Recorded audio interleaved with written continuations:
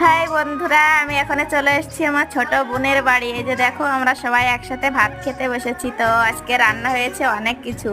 আমরা আসবো দেখে তো আমার বোন অনেক কিছু রান্না করে রেখে দিয়েছে। তো দেখো কি কি রান্না করেছে। চিকেন কষা, পুঁই শাক দিয়ে মাছ দিয়ে তরকারি, মাছের ডিম ভাজা আছে, সাথে শাকের ডাঁটা ভাজা আছে, টক পাতা ভাজা আছে। তো দেখো অনেক রকম তরকারি রান্না করা হয়েছে।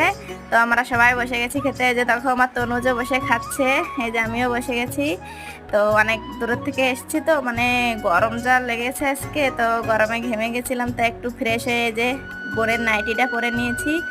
আর এই যে তোমাদের দাদা ভাই খাচ্ছে। দেখো, তোমাদের দাদা ভাত তো ঝাল ছাড়া রান্না হয়েছে। আর এখানে আমার ভগ্নিপতি বসেছে খেতে। আর এই যে আমার ছোট বোন বসেছে।